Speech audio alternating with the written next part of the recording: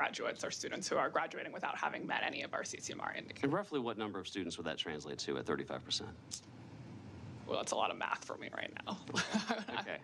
So roughly 35% of Texas students were handed a diploma from a high school in the state of Texas, being told they're ready for a career, life after high school, when we know for a fact they are not ready for college, career, or the military. Is that roughly correct? Okay. So the state of Texas should be looking for very radical and bold and new reforms and ways to help students and Texas families so that that number goes down dramatically. Is that probably a good thing for the legislature to be contemplating this session? You all should do what you think is best. Thank you very much for your help. I think, to be clear, that, and just to reiterate what you said, you know, the cut point is the cut point. But the idea that there aren't campuses that are graduating students with a, you know, with their CCMR success rate higher than 60%, I would love to see that data, because I know it's a bunch of them. Mm-hmm. And so I think we're conflating some figures here that, quite frankly, I don't think reflect the success that kids are having. Like right now, military readiness, to achieve that, you know, in my community, a lot of kids going to the military. It's one of the most difficult things to prove it is. Representative Allison has had some great legislation on that. I filed a bill on it, and that's another thing we need to contemplate. There's nothing wrong with this day and time, and absolutely we encourage kids to serve our country. But right now it's difficult for a school district to receive any sort of credit for that in an area of the CCMR program that includes physical fitness, that includes your academic performance, includes your character and your discipline record, and then again some academic performance as to what career and pathway you could move on to in the military. So, you know, I would argue that to your point, Representative Harrison, to make that claim, and I respect your opinion, is also to somehow buy into the fact that the way we're measuring everything now is absolutely correct. And so I think that this is a great point. I appreciate the conversation that we need to have the conversation about, you know, are we really, through our accountability system, are we getting the information that's truly telling us what we really need to know? And so I think that this is a good starting point for that. And also keep in mind that our high schools, a graduation rate is a component of their accountability, as well as the EOC exam results. So anyway, I think it's more complicated than has been laid out, and we need to move forward on that. Any questions? Representative Tallarico. Thank you, Mr. Chairman. Would you characterize this as a significant change to our testing and accountability system? Yes. Do you happen to know how many weeks are left in the legislative session? A week and a half? 2. Perhaps? I wish it was a week and a half, but it's 2. 2 weeks. Okay. And so I have some specific questions, but I just want to make a statement for the committee that I'm worried that we're making these major changes last minute. And I know some of these have been vetted before. HB 4402 has some elements of this change. I'm a joint author of that bill and support a lot of those changes, but the programmatic changes at the high school level have never been considered in a committee hearing this session. The public has still not had an opportunity to testify on these changes that are made as part of this proposal. And I, at least as a member of this committee, was worried about the statement I saw from the governor released last night saying, quote, "The realization that the STAR test will be eliminated if school choice is enacted is attracting even more legislators. No doubt other modifications can be made to the original House version of the Senate bill to attract even more legislators." So these are important topics. Changes to our testing and accountability system are very important to our system, and I don't think they should be used as a bargaining chip in discussions about vouchers. I want to ask you specific questions. So Section 1.008 states that the commissioner shall provide for the use of an assessment instrument under this subsection for students who are unable to participate in administrations of a through-year assessment as determined by the commissioner. So what do you envision the unable to participate language to mean? Will districts have the option of only testing once per academic year or through year? Is the through-year an absolute requirement? That language seemed to suggest that it's not. Yeah. My reading of this is if we have students who either transfer in mid-year or have moved districts a lot in the middle of the year, that there's still a way at the end of the year that they can take that one assessment and still get a valid score at the end of the year on where they are in terms of grade level proficiency. Okay, but the through-year assessments would be an absolute requirement. Yes. Okay. So there's a part of the bill that accommodations and state testing for students with dyslexia is repealed. This is page 24, line 27. These would include testing by oral examination, extra time, technology access. I just want to make sure I'm understanding or to understand why those accommodations are being removed. I believe that's added on, if you look at page 13, I think it was repealed from one section but added to a different section, Okay, so just that is move. still there. Okay. So we're not repealing any of those accommodations for students. Okay. And then how does the new 3 through 8 through-year testing as outlined in this bill impact the changes that are being made in HB 1416 that's, I think, moving through the Senate right now, that determine when a student is put on an accelerated education plan? Would students that are now failing 2 of the 3 through-year tests be eligible for accelerated learning?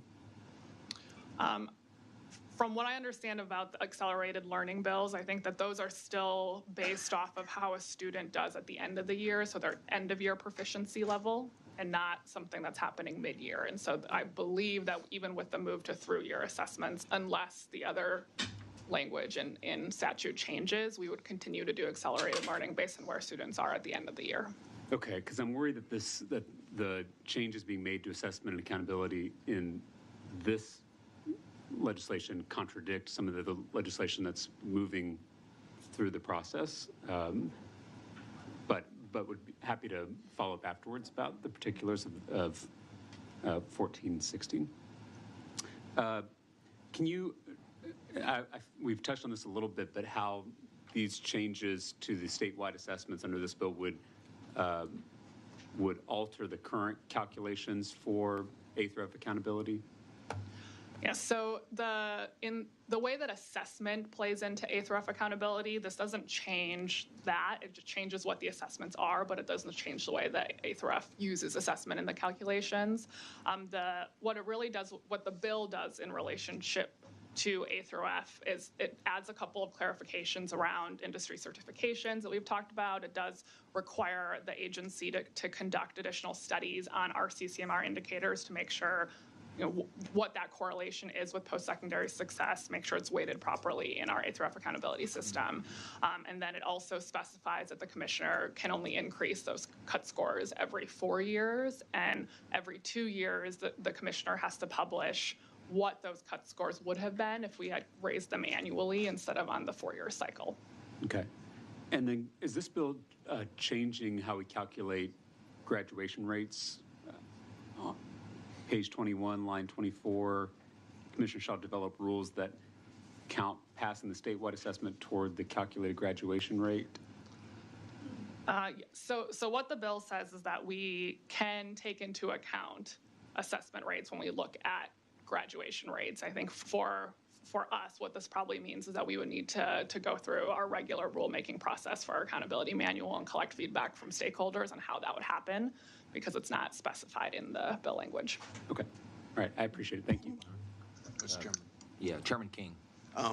This isn't really a question for TA. It's something that I think we need to hear from you on the intention, because you and I have had a lot of conversations on going to 3 assessments because one test one day is punitive in nature. or a lot of folks feel that way. Well, it's funny, to me that I've had this conversation over and over. How do you spread it out where it's not punitive? Well, some folks are saying now you're just creating 3 punitive days in a year by spreading it out over 3 days. Can you address that just a little bit for the committee? Because I think the intent was, if the child is successful on the first one, we're not trying to make them do it 3 times. Is that correct? That's absolutely correct. And what we're trying to do is what I hear from parents all the time in my district. What I hear from teachers is the fact that we have 1 test 1 day, and we think about how I show up to my day job some days, and some days I'm better than others. I'll just put it that way. I think everybody on here would agree. And what this allows is for us to have a beginning, middle, and end assessment. And what I think through as we move forward, and what this body can do, is insist that we have shorter, less high stakes assessments that are adaptive. And really, if you look at what can be created, is you can have exams that let a kid go as far as they can go, up to a point. And what I would offer is that when a kid meets the standards they're expected to meet for that year, they have met them. And so as you work through it, and Representative Bell and I have worked on this a lot about, if you do beginning, middle, and end, that you really have a way to average that performance over time. And when you take the benchmarks away, what I envision in the intention of the bill is to allow these touch points to serve multiple purposes.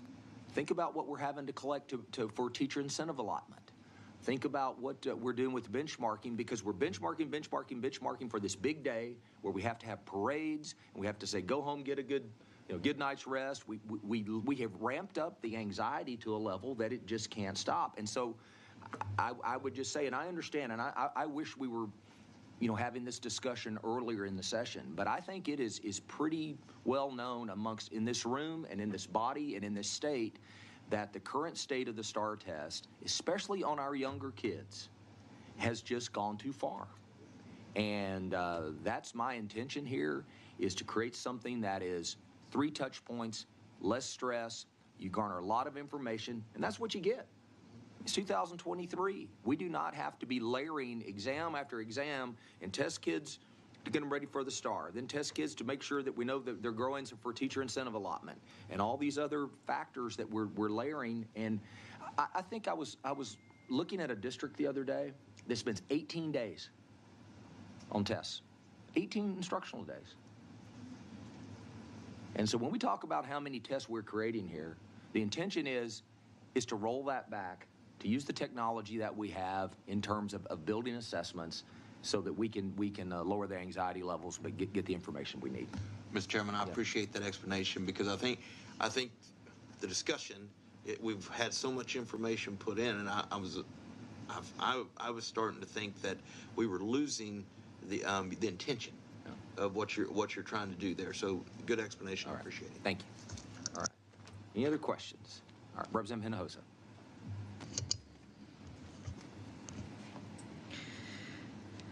Chairman, I appreciate the intention of your bill to make this less high stakes.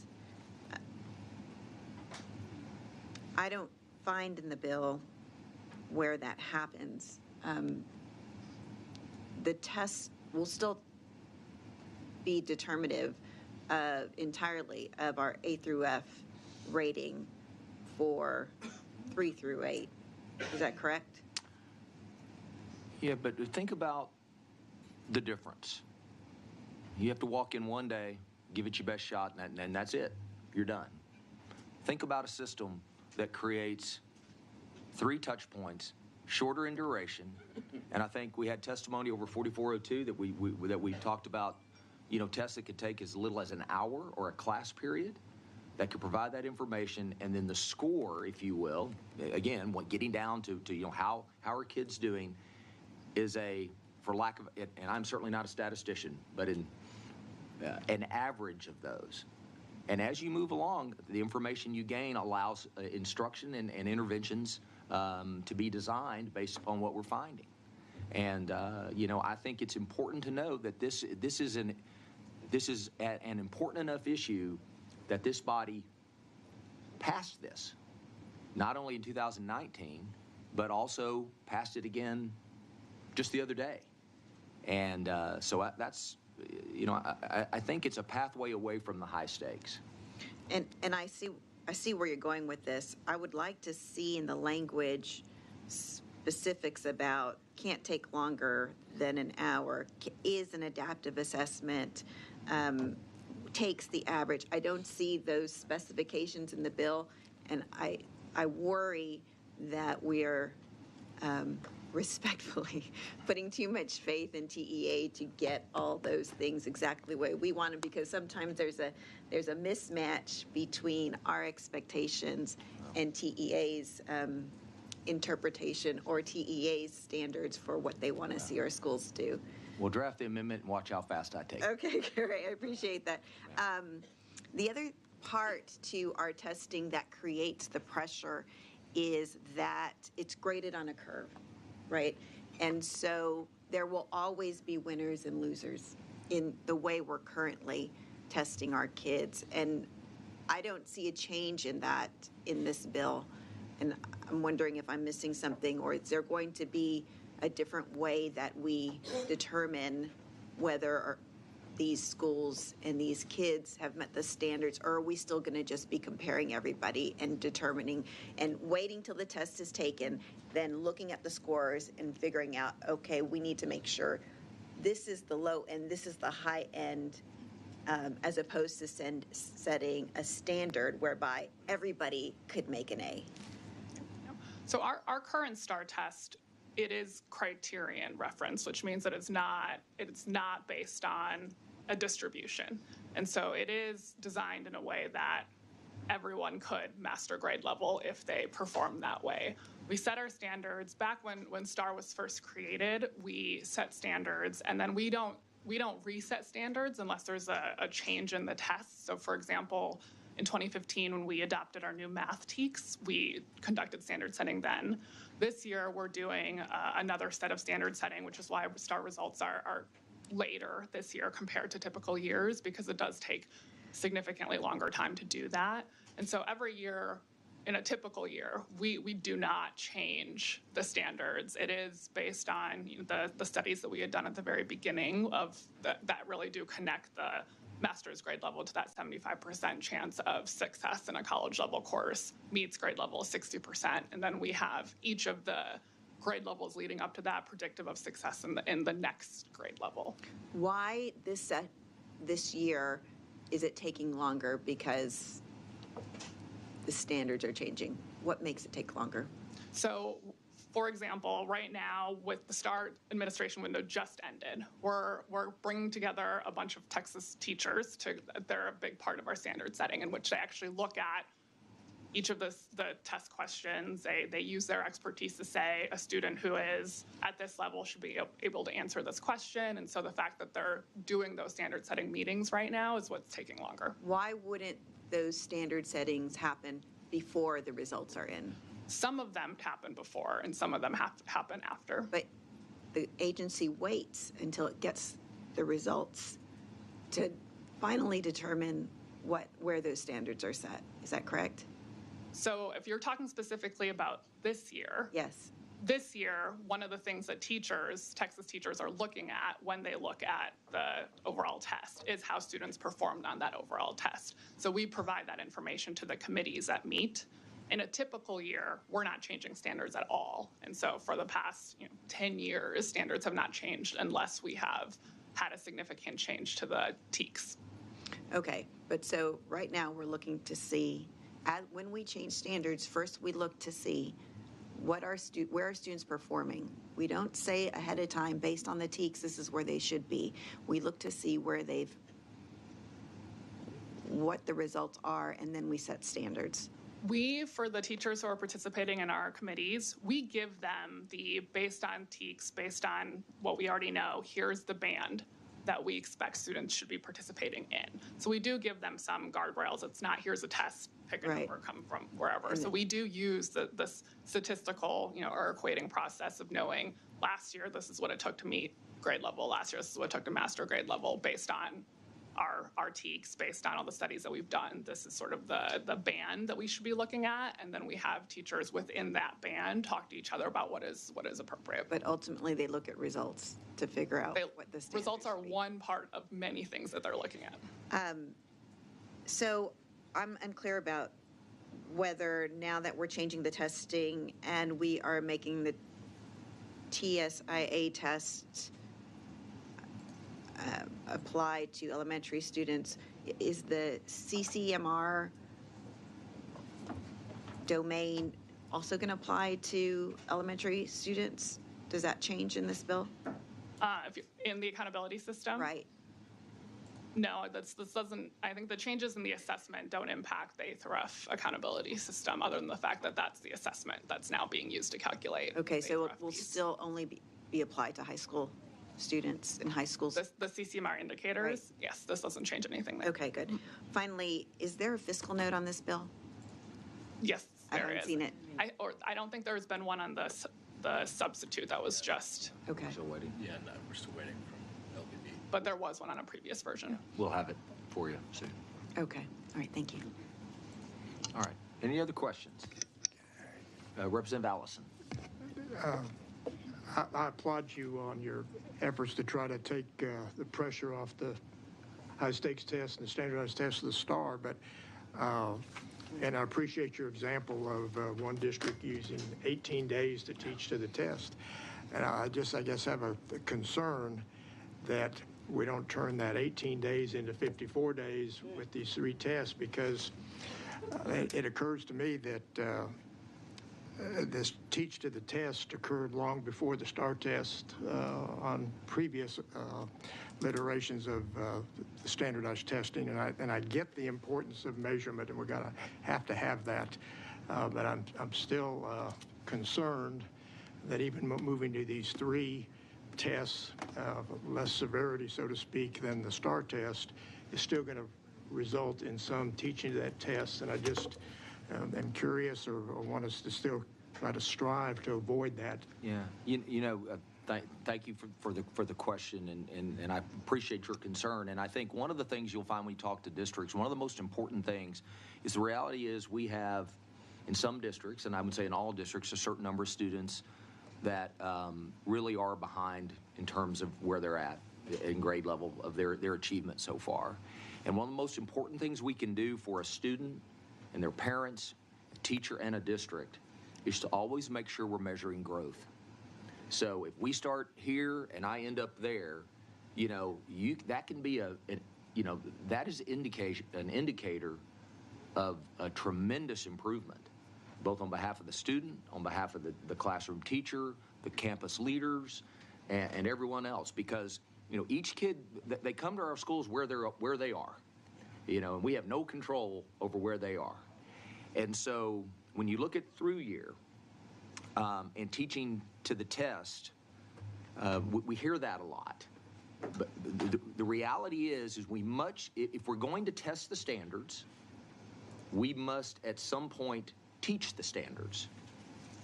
And I think we do, but there's always going to be a cohort of students that are behind. And so as those kids that are coming in on grade level, it's important that we continue to grow them, and we can measure that. But then for those that are behind, we have to show they started, this much behind, and they grew to this level. And we have to recognize that as being an extremely positive achievement for our schools. And I believe that if you design the through year, if you take the data we're collecting now, say in Forney ISD and some others that are doing this, if you even look at the anxiety levels of districts now that are map testing some, but not over layering, you will find that the kids approach it a different way. And I'm certainly not a psychologist, but what they see is they've seen it before, they see it again, they see it at the end. It's another day, it's another exam. Maybe I'm wrong, but I do know that this body and our commissions on accountability and assessments have looked and recommended this way forward. And so that's what this bill contemplates, and be happy to work with anyone that wants to make sure that we get this right. This is a moment we have to take a really hard look at what we're doing, and to take a hard look at the way we assess our youngsters, and also the way those assessments impact our accountability system. And I oversimplify things sometimes because it's just, but listen to this. Let's make sure we have accountability system that tells us something we didn't know before we gave it. We know which districts struggle. We know that kids from poverty struggle, that some kids live in chaos, and absolutely that I would argue, despite the grade that's on those campuses, some of the best teachers and best work is being done in those campuses. And I think we can develop a path forward that recognizes that. Any other questions? Representative Harrison. Thank you. One final one, just to pick up on that, because I do appreciate what I understand you are to be trying to do in your bill. I'm also sensitive to what Representative Allison just mentioned, because it is something that I absolutely hear from I think I have 11 school districts that I'm very honored to represent, and it's something I hear a lot from them, which is the concern about the need to teach to the test, as opposed to, making sure the kids are developing on a multidimensional sort of spectrum. Given that this bill would put these new, and as heretofore undefined, testing regime, 3 times throughout the year for K-8, et cetera, onto also homeschool and private school, if ESA kids are there, is there not at least the potential to severely disrupt home or private school if these new government testing mandates are included as part of the bill, given that these schools, presumably right now, already have their own testing regimes that they're requiring students to adhere to? Yeah, so immediately we're not transitioning to this 3-year assessment yet. So if this bill were to pass, the students who are homeschool or private school would be taking the STAR as it currently is, and we would have a number of years before the transition is final to figure out what that would look like. That's a correct distinction. I should have phrased the question slightly more specifically. But even given that, the transition to this new testing regime may be a couple of years away, the immediate impact, as I read the language of the bill, would be that the private school kids, homeschool kids, if they're on an ESA, would immediately have the government STAR tests mandated on them. And I'm just asking, given that I already hear so much concern from the public schools about the diversion of resources needed to, quote, teach to the test, and given that homeschool and private schools currently have their own testing regimes that they're having their kids adhere to, wouldn't there at least be some real concern about putting a government testing requirement into the private and homeschool settings? I think the reaction, we just don't know what that would do to private school, homeschool students if they are taking the test. I don't think I can speak to if that would mean that a private school would change the way that they're teaching as a result of that. Great, thank you. Thank you, Chairman. Yeah. I would just offer that requirement in there is meant to be the end-of-year assessment. And here's why I put it in there. I put it in there because if you're going to have taxpayer dollars, you need to know that those taxpayer dollars are resulting in kids learning, and that's what I've said from the very beginning.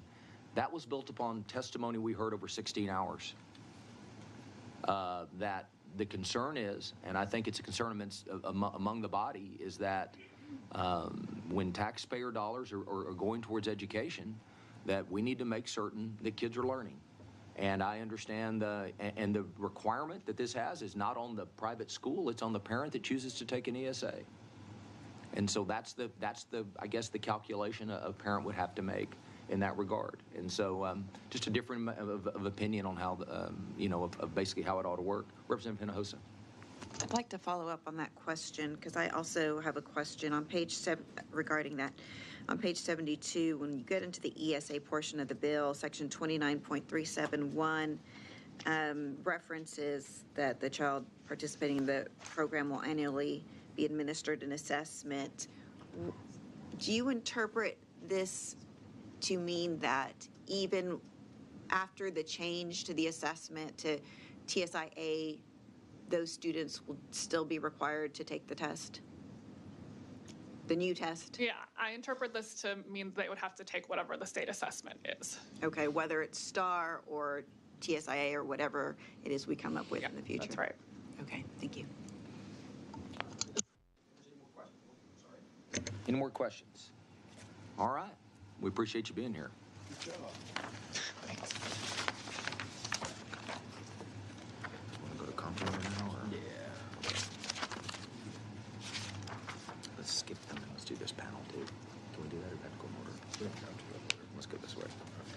Okay, we're gonna change up the schedule just a little bit. I think I want to keep this in order that sort of continues the conversation, if you will. Chair calls H.D. Chambers, Dr. Bobby Ott, and Dr. Benny Soleil. And we only have 2 chairs. Okay. Yeah. Thank you, Daniel.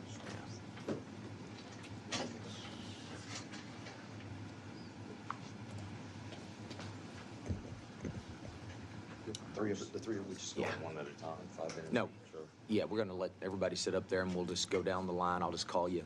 Okay.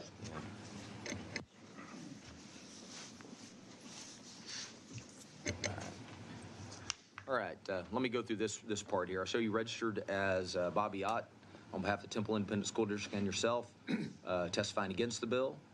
Is that correct? Yes, it is, Chairman. And I'm going to go on and ask, I'll show you registered as H.D. Chambers on behalf of the Texas School Alliance, testifying against the bill. Is that correct? Yes, sir. And Benny, tell me how to say your last name. Swallow. Swallow. All right. I knew that, just never seen it spelled.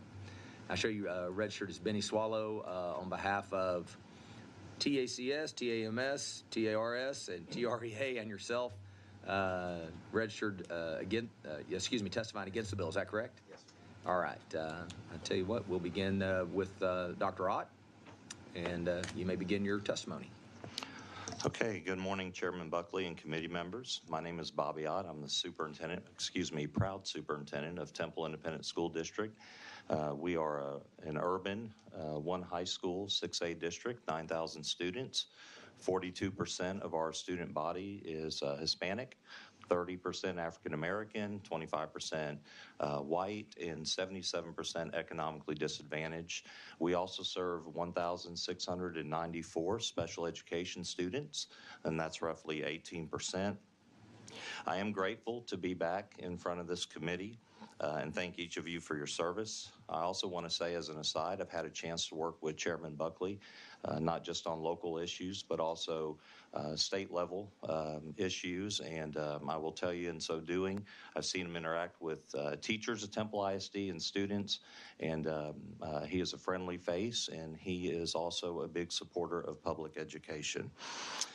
With that being said, I'm here to respectfully oppose the committee substitute to Senate Bill 8. In my research of ESAs and vouchers and tax credits, I've noticed 3 reoccurring questions that continue to come up. And so what I've attempted to do is prepare this testimony in a way that will address all 3 of those. The first question that you normally hear is, should parents be the ones to decide their child's education? And I would say the answer is yes. In regards to this bill, parents have the same choice today that they would if the bill were to pass. Currently, parents can relocate their child to another public school campus within the district. Now, granted, they typically have to provide for their own transportation, and space also needs to be available. But this is no different than the bill. In non-public schools, they typically do not provide transportation, and they also rely on space availability. The other difference is most non-public schools are more expensive in their tuition than what the ESA credit provides. Secondly, the best way to empower a parent is to inform them. So how does anyone know a non-public school is a good school? Parents are the ultimate judge, but when it comes to spending taxpayer dollars, there must be transparency and accountability for all taxpayers, not just parents of school children. In Temple ISD, or in the city of Temple, we have a lot of people that pay taxes, and they don't send kids to school, but they demand to know how their taxpayer dollars are spent. And so public accountability is important in that. Lastly, government provides services to the masses, and we know that. And 2 of the most important services I think we all would agree on are education and safety. If the local police force is not meeting my safety needs, I'm not allowed to use my paid city taxes to subsidize my home security systems, right? Or anything of the sort.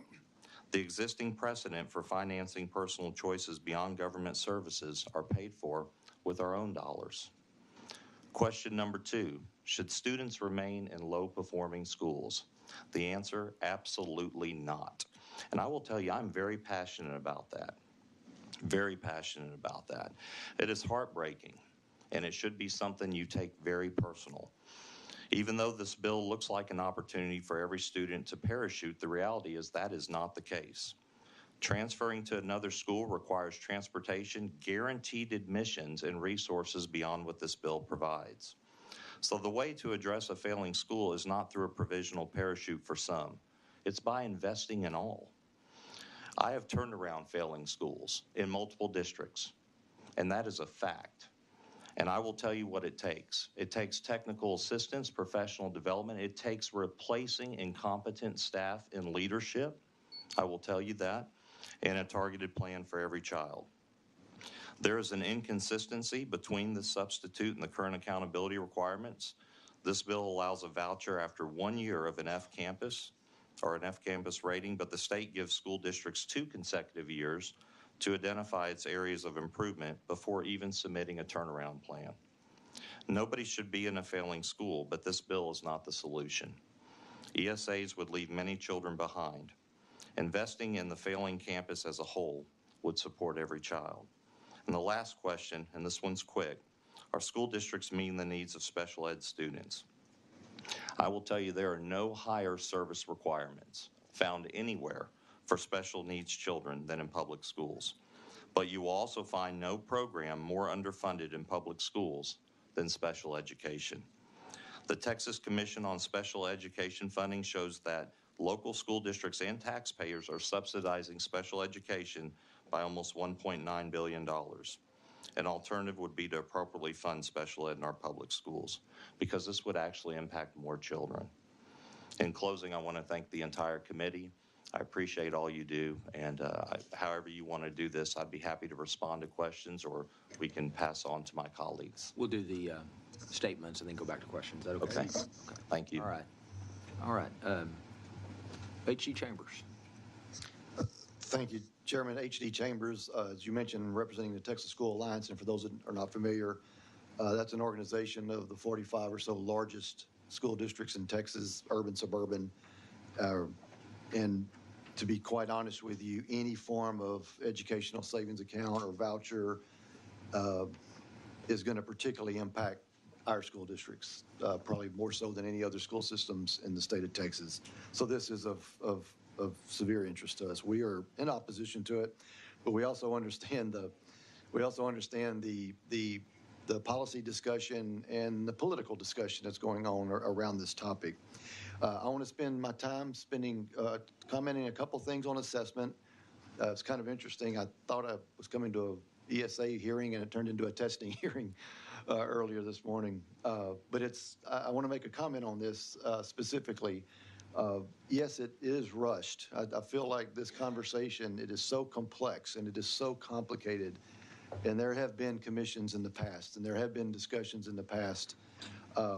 But I would encourage this committee and the body, as you look at testing and how it impacts accountability, to spend some time, perhaps in an interim study, and really shed daylight on what is going on. I want to comment President Harrison, you brought up earlier about the diplomas versus CCMR numbers, and I'd like to just to put that in perspective. Much of what we define CCMR ready these days has been based on test scores, some form of test, and we have a segment of our student population that struggles in those areas, whether it's ACT, SAT, et cetera. Our state, over the last decade, I guess, has begun putting more emphasis on workforce. It's been putting more emphasis on identifying what are true credentials and certifications within the workforce industry that are actually going to lead to high-paying jobs. And so, while the percentages are what they are, the details, I would encourage us to have a little bit deeper discussion on how those numbers are arrived at, in what is actually occurring as it relates to the students who are getting the diploma, as you mentioned, versus the students who are leaving that stage prepared for some form of college, some form of career, or some form of the armed services. Because there are multiple ways to meet that definition in the real world outside of high school, more so than what there are just simply defined in our code right now or our accountability manual. So just wanted to, I didn't want that to, it was a very good point. It was a valid question. It was an extremely fair question. And school system's been challenged with how do we prepare our most challenging students, our poor students, our non-English speaking students, our students who are coming from a lack of experiences in their home life and the inability for them to have access to some of the things other students have. And so those in the Alliance, we are fighting that every single day. So as it relates to testing and accountability, I would strongly encourage a little bit more time be spent, but fully recognize this. And the last thing I'll say on this, for those who believe and have been saying publicly that, you know what, I could probably stomach some form of ESA, or I maybe even be able to support it if we're doing away with quote-unquote STAR. You're not doing away with STAR. You may be changing the name of it. You're not. There is nothing that is going to do away with the exam and the way in which it's used. Now, I will reserve my opinion because Chairman Buckey, you made in my opinion, the statement of the morning. The devil's in the details. Your body, this committee in the past, have passed legislation over the last decade as it relates to assessment and accountability that we felt was reasonable. But as it made its way through rulemaking and as it made its way through other people having their fingerprints on it, it didn't turn out the way what we felt it should, and the way in which, in some cases, the committee that was in place and the body felt. So the devil's in the details it's never been truer than it is in this conversation. ESAs. I think we need to learn from what's happened in other states. You probably have all done your own research.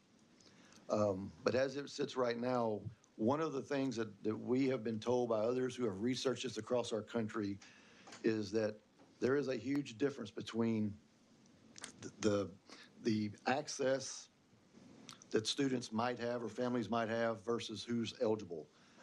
It seems like every time I hear a quote, and one came out last night in a statement, that there's a number on it. And it seems like all some are worried about is the eligibility component of that. And so I would tell you that right now there is there's lessons to be learned from other states that have gone down this road. And I'll wrap my comments up by talking about and this really has to do with this bill and then what might lead from this bill. We're concerned about where this is going to take the state of Texas financially and as it relates to serving our students. And I would ask you to think about where and what the role of public education is and how it has come over the last 200 years to where it is right now. You may not agree with what I'm getting ready to say, but just a lot of people, not only in education, believe this, but it seems as a casual observer, you watch what's going on as it relates to choice, as it relates to potentially taxpayer funds being used in the private sector. But our entire country is built, I hear the beeper, I'll shut up, I hear it.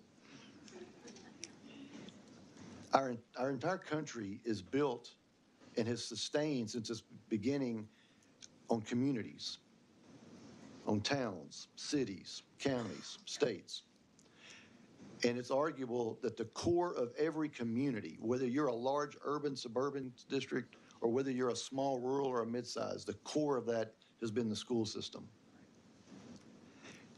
And I know we're only talking about a handful of students. And I know we're only talking, some people will say, well, HD, we're only talking about a small segment of students.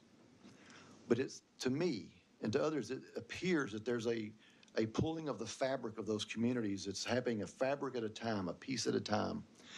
And I'm just worried about what this looks like, not next year, not in 24, 25, not even in 27, 28. I'm really concerned that in the next 20, 30, 40 years, does the same strength that gave our country its ability to sustain to this point, which I believe is local communities, towns, et cetera, taking care of themselves. I'm just concerned about that. And that's more of a philosophical, perhaps, and I don't mean to be preaching. but that's at the core of some of our concerns who are really worried about if we just let people self-segregate themselves based on education, what does that do to local towns? What does that do to local communities? And so that's something I hope that as you take votes, not only in this meeting, in this committee on this bill, but as you move forward, that you think through what that could potentially do to our local small, or the whole concept of communities. So with that, thank you. Appreciate your patience. Benny Swallow.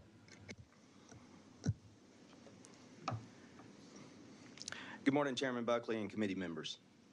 Thank you for the opportunity to be included in today's invited testimony regarding the committee substitute for SB 8.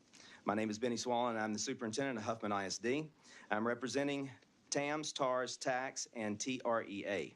Collectively, we represent 900 small and rural and mid-sized school districts in the state of Texas, and we are testifying in opposition to the committee substitute for SB 8, also referred to as the Parent Bill of Rights. While we oppose this bill, we fully support the rights of parents. We are clearly defined in Chapter 26 of the Texas Education Code. Under current law, parents are empowered to make decisions about their child's academic program. They have full access to instructional materials, assessments, information, records regarding their child, and more. Also, under the Public Education Grant, or PEG, parents have the choice to transfer their child to another public school or school district if their child's campus receives an F rating from the state. Our opposition is not related to parental rights, empowerment, or choice. Rather, it's based on the following 4 reasons. First, vouchers divert public tax dollars that would otherwise fund public schools. As you know, the Texas Constitution, Article 7, Section 1, makes clear that it shall be the duty of the legislature to state and establish and make suitable provisions for the support and maintenance of an efficient system of public free schools. Furthermore, the creation of an education savings account, otherwise referred to as a voucher, does not help to maintain an efficient system of an already underfunded school system.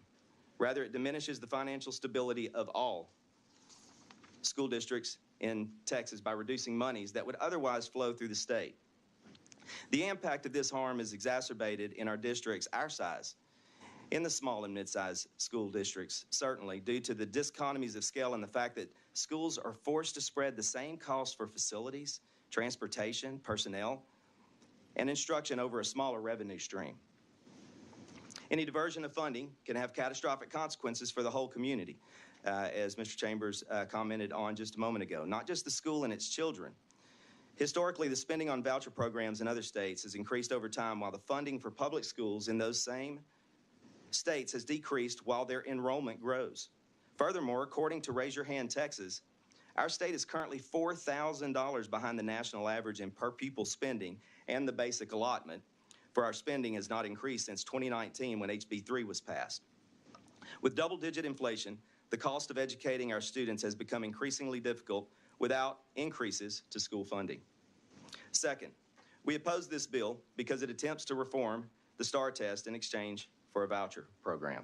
While we appreciate the bill's intent to address the well-known deficiencies of the STAR test, we do not believe it should be part of a voucher negotiation. The STAR test deserves and requires reform without any need to also pass a voucher bill. We stand ready to work with the legislative body to discuss meaningful reform to our state's assessment and accountability system. Third, we oppose this bill because it favors unregulation of private schools. Common talking points we hear regarding private school accountability is that school choice is its own accountability, and parents are empowered to hold the private schools accountable. If that is indeed true and acceptable to this legislative body, we would expect the same form of accountability for parents that choose public schools. One without state oversight, regulations, ratings, and sanctions. The fact is, our taxpayers expect accountability for how their tax dollars are being used. And taxpayer-funded vouchers with no transparency or accountability are not fiscally responsible. It is a double standard that is reckless and ultimately reduces funding to an already underfunded system. Furthermore, while this bill prioritizes special education students for a voucher, it does not require that private schools provide the state and federal protections or guarantee the same level of funding for students with special education needs. Fourth, we oppose this bill because it limits access to all families. The use of the term school choice is misleading. Vouchers do not guarantee school choice option for parents and families. Rather, it funds a system that empowers private schools the choice to choose their students with no accountability. Furthermore, access to private schools is generally limited in rural areas, which forces our families to fund a program they cannot access. So finally, we ask that you consider the following recommendations which have been provided to you. I won't read through those.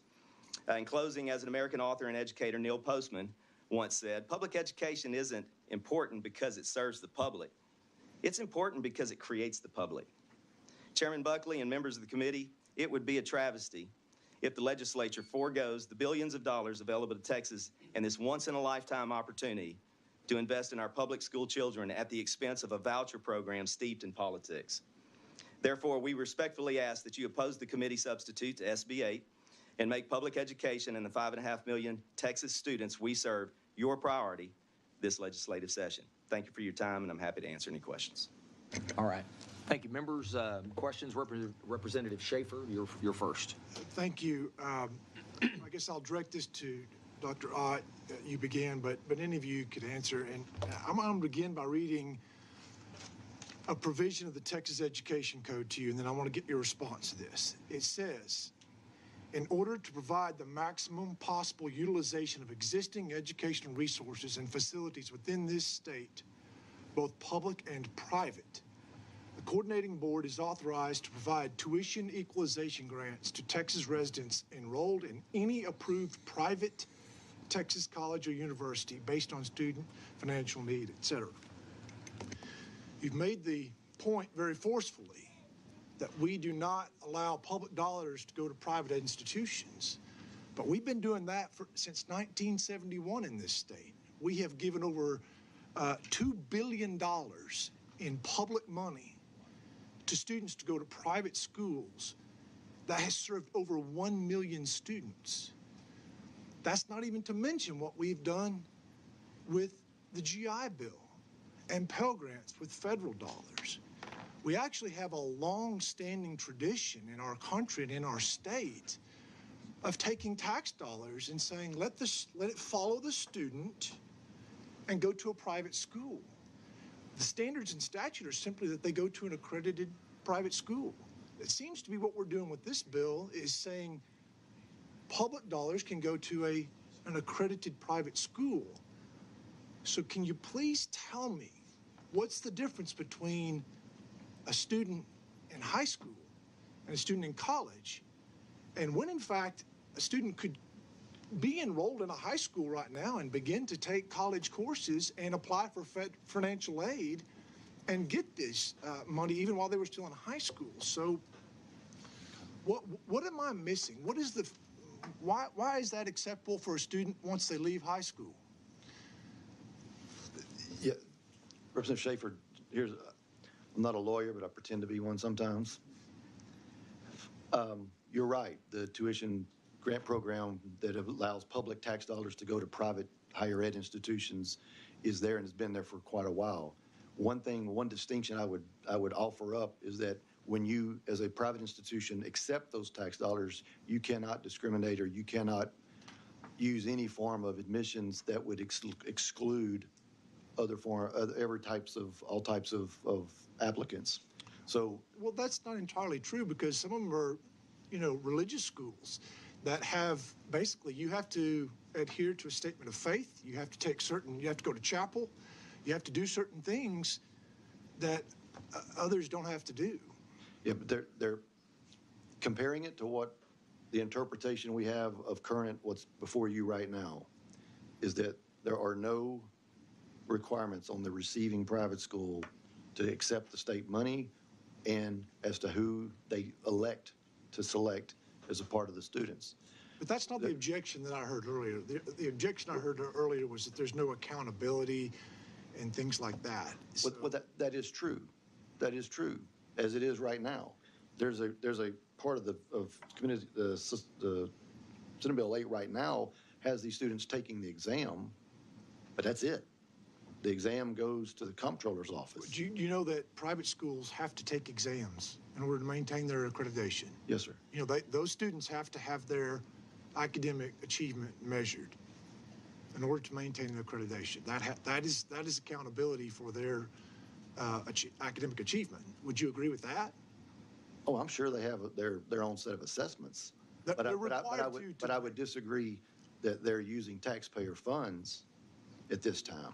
The private schools have to test their students in order to maintain accreditation, correct? Yeah, I'm not arguing that, sir. Okay, so there is academic accountability built into the private school accreditation system. We can stipulate that? Yes, assuming that the funds that are funding that private school are coming from the families and from the resources they have. But that's true even under this bill, because the bill requires it to be an accredited school. So the taxpayer dollar would only go to a private school that has a testing and an assessment program, correct? Yes, I would. Yeah, my interpretation of the bill is that is correct. Okay, thank you. Being published. Representative Tallarico. Thank you, Mr. Chairman. I want to ask a few other questions, but just want to comment. Representative Schaefer points to the privatization of higher education, which has become bloated, inaccessible, and unaffordable over the past half century, and I hope we would never do the same thing to K through 12. I would also point out that the reason that was established is because there wasn't enough capacity in institutions of higher education to meet all students. That is not the case in K through 12 public education.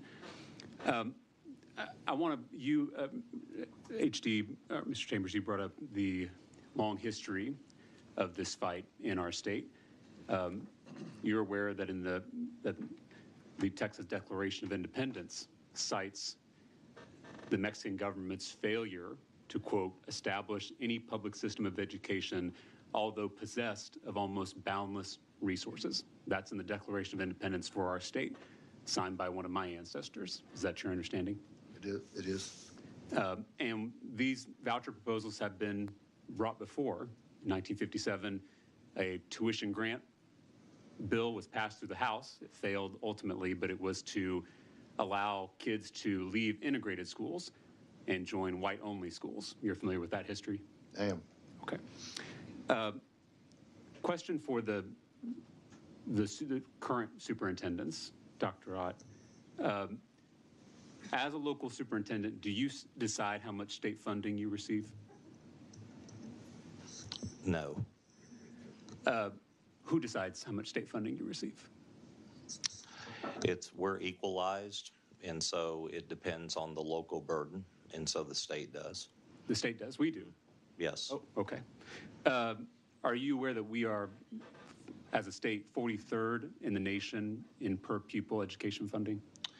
I am aware, and I think that's why it's a bit perplexing that we want to be in the top 5 when we're not even in the, bottom 10 in funding. Sure, and I should say, I think all of us would agree that Texas absolutely could be in the top 5. There's nothing our state, nothing our public schools can't do if they are given the resources. Do you believe that? I absolutely believe that. I do too. Do you decide what state regulations are placed on your schools or your educators? No, and if I can take that door Sure. to address an excellent question by Representative Harrison and a point that Chairman Buckley brought up. When we start talking about ratings and CCMR, I do believe the devil's in the detail, and I want to give Representative Harrison a great example of that. As a school district, we graduated 576 students last year. 1C in the CCMR is career. We awarded 442 industry-level certifications last year. Now, I'm not counting my IB students that we send all over the place, Dartmouth, Georgia Tech. I'm not counting the number of students that made a 3 or higher in AP, and I'm certainly not counting the amount of students that are in our Air Force ROTC program. But if you just take those 2 numbers alone, that's 77%. Our CCMR rating was 51%, Representative Harrison. So to your point, I think the question is, how is it measured? Because if you're just looking at straight numbers, it doesn't make sense that we would have a B in CCMR when we had, just in one indicator alone, 76% of our students earned industry-level certifications. So that is very confusing to me. it's very confusing to the public. So the short answer is no, we don't have a say in or decision or even on how this stuff is designed in terms of regulations. And then the ratings that are assigned to us based on that are very inconsistent with a lot of pieces of data that our students are achieving. And so you don't get to decide how much funding or resources you receive. You don't get to decide what state regulations you have to follow. Do you get to decide at least which students you get to serve? No, and I think that's the other difference, too, is the idea of selective admissions. I understand that much about vouchers or tax credits or ed scholarships, whatever you want to call them from state to state, is really around the idea of parental choice. But at the end of the day, that choice does reside in the selective admissions process in non-public schools. It just does, rightly or wrongly. I mean, it's true. In public ed, we serve everyone. Every single student, no matter the disability, no matter the language barrier, no matter income level, ethnicity, it doesn't matter. And we are proud to do that. And we're undoubtedly going to have some private schools that come testify and say they serve poor kids, they serve a diverse population. When I was a public school teacher in San Antonio ISD, all my students were black and brown, all of my students were economically disadvantaged. But even within those groups, there were students that came from supportive families. Mm-hmm. There were students who came with more advantages than others, even though they were all demographically the same. And you, as a public school district, cannot choose between those students and which ones you admit, which ones you serve, and which ones you don't. Correct, and we cannot withdraw a student if there are an incident that happens or whatever. I mean, that's something we don't have a choice to do either. Now, let's imagine for a second that you could do all those things. You could decide how much tuition to charge. You could decide which regulations to follow, and you could decide which students to serve. Do you think you would see higher achievement outcomes if you could control all three of those things? I think so, based on the first couple things you mentioned, but the last, you're talking to the wrong person about picking and choosing students. We would serve all of them. I appreciate that, and that's probably why you're in the job you're in. So if the legislature decides all those things, how much resources you have, what regulations you have to follow, or what you're burdened with, I'm trying to figure out why we would be creating lifeboats when we're the ones sinking the ship, right? So I guess my question is to any of you, can the legislature be the arsonist and the firefighter at the same time? And I don't know if I'm the right person to answer that That's question, okay. but I do think it's a head scratcher to oppose the idea, or maybe not oppose, but I know there's some reservations about maybe assessments in non-public schools or certain regulations, but then there's a great deal of support for that in public schools. So I'm not so sure I understand that dichotomy. You know, I have said many times from this dais that the most important job in the world is being a parent. And I have said that when I was a teacher, the most important partner, maybe the most important factor in my student success was the parent. They are the first teacher. Absolutely. And I'm, I think, the only member of the dais that doesn't have kids yet. But I live in Travis County, and I pay plenty of property taxes to support our local schools. In fact, 68% of Texas households don't have school-aged children, and they support these institutions. And we talked about the founding principles of our country. Maybe the founding principle was no taxation without representation. As a taxpayer who is paying for your public schools, a lot, I would say, what mechanisms do I have in your districts for representation and for accountability as a taxpayer without children in your schools? So electing our board members or serving would be one. We have financial audit and accountability that we are required to share with the public. We also obviously have the academic accountability system as well. And then the first rating, which is the financial accountability rating.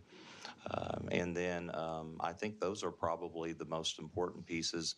And then anytime we have a community asking, whether it's a ratification election or a bond or anything like that, you have the opportunity to represent by vote of yes or vote of no on those pieces. So as a taxpayer who doesn't have kids in school, and I'm paying a lot to support this enterprise of public education, I'm happy to do so.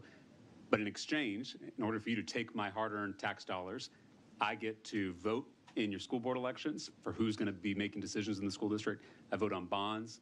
I can attend public school board hearings, and I could run for school board if I wanted to, correct, as a taxpayer, and be able to make decisions of what happens in this district. Those are all my avenues of representation. Do I have any of those if my tax dollars are sent to an unaccountable private school? I can't answer that. I don't think so. And then there's also, I forgot to mention this, as a community member, you also have access to the grievance process in the school district. If there's something you disagree with, there's a specific policy section that addresses community members in grievance and due process. So that's another avenue I failed to mention. Okay, thank you all for being here. Representative Harrison. Thank you, Chairman. Since I was mentioned a couple times, I feel maybe I'll join the dialogue here. Thank you for being here today. I want to start with some comments that were made here that referenced me regarding CCMR. Do any of the three of you think it's acceptable that any Texas student be handed a diploma when they are not ready for college, career, or the military? I'll begin by addressing that. I think that we all want that. We would like to be able to say that every one of our graduates have the capacity to reach that level of skill. You would like to be able to say that every one of your graduates has the capacity to reach that, or has that? Has it. Actually earns it. Do they? Yes, absolutely. Right now, 100% of graduates in Texas high schools are ready for college, career, the military. Is that your assertion? That's what we would, that's a goal of ours. I mean, we want to to happening, though? No, it's absolutely not happening Is that at this acceptable? point. No, it's not acceptable. We want to achieve that. We want to be able to, for that to be a goal of ours, and I think that we have the capacity to actually achieve that if we're adequately funded. And at this point in time, we haven't been adequately funded. We don't have the capacity to achieve the goals that we would like to achieve because we don't necessarily have the resources to make it happen. We can get to resources in a second, but since that was brought up multiple times on my questions about CCMR, I just want to clarify that the point in my previous questions was to express how wholly unacceptable it is. And I know people want to grapple with whether it's 35% of Texas kids or whether it's 30% of Texas kids or 25% of Texas kids or 50% of Texas kids. What massively big percentage of Texas students are being handed a diploma that are not ready for college, career, or the military? Since there's a dispute over exactly what that percentage is, do any of the three of you have a percentage that you believe to be the correct percentage? Sure. All we have right now are the state's definition of CCMR standards. That's all we have to go by. Yeah. And what I was attempting to share earlier when I brought your question up, Yeah. was no, it's not 100%. No. But there are young men and young women who do graduate from high school from all over the state who don't meet one of those CCMR standards, who do move on. And that high school diploma does serve them well. Just because they don't meet, and we could get really down in the minutia on this. I don't want to go there, but I'll give you just one example. You're familiar with industry-based certifications, IBC? Have you heard that term in this committee? I am, and you're awarding them for things like, learning Microsoft Word. Yes, sir. Yes, sir. And you're getting credit for that. Yes, sir. Well, there's certain, the agency creates a list of acceptable IBCs. That's correct. Okay. Yeah. And that list could be 200, 250, whatever it is. There are many employers right now that will tell you they will hire that high school graduate with their diploma, and the job is a meaningful, well-compensated position, but for whatever reason, that position or the job that they're offering is not on the IBC list. By the way, I don't want to turn this all into let's go to the industry-based certifications. No, what you're basically saying is you're retorting to me by saying that, well, there's some value in the diplomas we're handing out. No, nobody's disputing that point. My question and my frustration is that we apparently are handing out to tens or hundreds of thousands of Texas students a diploma to students who you will acknowledge are not ready for college, career, or the military. I'm going to go on to my other points of questions if you don't mind. The current state definition, yeah. Yeah, thank you. Yeah. So, Dr. Ott, you are here to oppose education freedom and education savings accounts. And you said in your testimony, quote, how do we know if some of these other schools are good schools? Well, man, I agree. We should know if schools are good. And I want schools to be good. And I want public schools to be the best in the country, especially given that I'm the father of children who attend public schools. I hear a lot about schools being good. You are the superintendent in Temple ISD, though, right? Is Temple ISD a good school? I would say Temple ISD is a great school. Okay. So We do- I'm here we looking do at have- your, we I'm here do looking have at your work to do, though. performance. I'm looking at your statistics. Sure.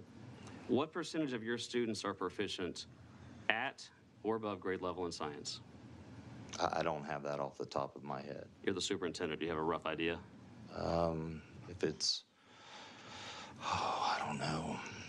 There's 2 tests that, 35, 40%. 38. What percentage of your students are at or above grade level proficiency in mathematics? Probably around the same. 34%. Is that acceptable? I think it depends on what you're looking at for the growth measures. Well, what I'm looking looking at, at what a I'm test looking at is score. every parent in Texas, including those parents in Temple, getting the chance, having the opportunity to send their child to a school that serves the needs Sure. of that kid. That's what I care about, and that's what you're here Right. to oppose today. So, I mean, given these statistics, is Temple ISD perfectly serving the needs of every one of the students in Temple ISD? I would say that at this point, no. We are doing a great job. We have room to improve. And we're doing that given the resources that we are provided. And I guess my other question would be the non-public schools in the area. Can you cite their metrics? So let's, again, I'm going to ask the questions for the moment, Okay. if you don't mind. And I'm Well, happy to get to that. I'm just asking for the same assessment data. Can you ask that? Can you answer those Okay, questions? let's talk about assessment data since you're going to divert over to that, and we'll come back to this. What is the statewide average of Texas 8th graders that are proficient in reading and in mathematics? Given that I've heard from all 3 of you, we've got to demand the exact same accountability standards for these private schools and these home schools that Texas public schools have to maintain. And I agree. Accountability matters, and it matters a lot. Sure. What percentage of Texas 8th graders are proficient in reading and in mathematics? I think that's a question for TEA. I don't know the state data. Let me give you the NAEP data. Okay. For both of them, in mathematics and in reading, which are assessed separately, 23%. So for all that I hear nonstop about these great, amazing accountability standards that we need, is it working? Is the NAEP a Is test it that's working? used for every student? Excuse me? The NAEP is not used for every student. I really do not think you or I are in a position right now to start questioning the validity of that data. I'm telling you what it is. And I just read to you non-NAEP data, Texas I thought data. you said NAEP. I'm sorry. Well, I did say NAEP for the statewide average on Texas 8th graders. Because if we're going to discuss accountability, I want to discuss what the accountability results and the metrics are. And right now, unfortunately, while we do have several great public schools, across the state, we are clearly failing far too many. And parents deserve, they demand, and we should give them an opportunity to put their kid in the best public school setting to make sure that child can have the education that we all think they deserve. And one question, so I always hear about this accountability. I want to go to resources and how the schools are spending all the money, because I think in Temple ISD you spend around $15,000 per kid. I care about how money's spent. There's always the focus on how much funding are you getting. Well, where are the dollars going? Given that these are the results you've got, 34% of your kids are proficient in math, I think it's important to ask how the dollars are being spent. What is your salary? My salary is $235,000. Okay. Decided on by elected officials, not myself. Yeah, I hear that. Done in an open session Yeah. where I have my evaluation, not in closed session, by elected officials that are paid far less than you are How as are an your- elected official and anybody else, That are because paid- they are board members that are and paid they far are less- paid nothing. That are paid far less than I am as an elected official? Well, they're paid nothing. They're school board members. That is They true. work for free. The $600 a month. I was just curious how we're Okay, well, it's still less. It is. Okay, so here we go. And it's their Given decision. given that you make more than the Secretary of the United States Department of Education, and given that 34% of your students are proficient in mathematics, do you think that is an appropriate salary and an appropriate allocation of Temple ISD public school resources? So I would say that's a question for my school board because they make that decision. I've never given them a number. Do you think the state of Texas should contemplate putting caps on bureaucratic salaries? Hold on. Hey, Mr. Harrison. I don't think that's part of Yeah, this hold bill. it. Thank you. Just a second. Hold on. Yeah. Representative, let's keep all our discussions about the bill. And the reason I bring that up is I've tried multiple times this session. We have increased per pupil ISD spending in the state of Texas roughly 17 to 20% over the last couple decades. All of 1% of that has gone to teachers in the classroom. That's why I bring this up. And that's why I believe it's relevant to this bill and every other education bill. So I think it's critically important that we make sure that we are appropriately prioritizing teachers and getting dollars to the students. And in the case of this bill, which would provide, albeit small, a relief valve for some of the 62% of parents in Temple ISD whose kids are not at or above grade level, an option to put them in a school, in a setting that would give them a chance for success in life. That's why it's relevant, and that's why I bring it up, and thank you, Mr. Chairman. And I would just comment, I would love to see the same level of passion from you on supporting the underfunded school systems that we have, not just SPED, but public. When we're funded ADA based instead of enrollment, that's a $7 billion difference. $7 billion. $7 billion difference. So I would contend that public schools are doing the very best we can with the resources we have. It doesn't mean we can't improve. We're always trying to improve in Temple. There's no question about it. Always trying to improve. And we want the same thing you want. We want the very best public schools. No question about it. So I think the starting place for that is funding public schools appropriately. I'm sorry, I just mentioned, are you disputing that you spend over $15,000 per kid? Yes, we spend about $13,800 a kid. Do you know what the median private school tuition in the state of Texas is?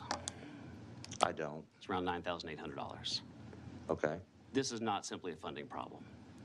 I didn't say We have it never- was we just have the never funding spent problem, more. but funding is a big part of it. Well, by definition, funding is a part of any human endeavor. I agree with that. So My we point, should my address point is that you're spending over $13,000. The median private school tuition in the state of Texas is $9,800. And we serve every child this is with not every purely- disability and every language Yeah. delay and every income level. Selective admissions doesn't. I'm just making the point, this is not. And I'm purely making a funding point. There's a problem. difference. Thank you, Mr. Chairman. Thank you. Members, any, Representative Hefner has a question. Thank you all for being here. Thank you, Mr. Chairman. Mr. Chambers, you made a comment earlier that sparked this question, and since I have been a member of this body, I have had countless conversations with teachers, superintendents, school board members about the STAR testing and the current accountability system that we're working under, and I've heard about how it's a one-day snapshot. It's high pressure. It's high stress. It's not accurate. It's not giving us a correct reading. And this is my fourth term to be here. And so I don't know how many conversations I've had since I started that are all consistent. But then I hear people say about this bill that we are rushing changing the accountability system, that we are moving too fast.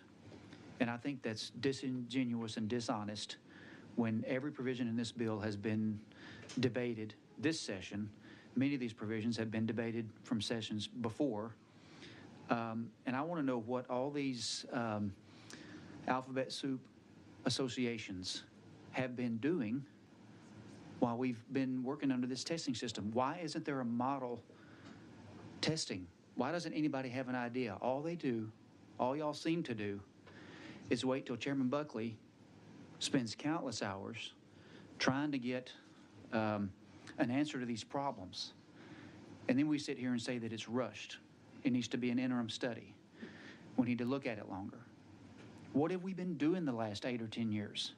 What are these associations doing to research what accountability systems we should be using and that would give us an accurate picture of what we're trying to do?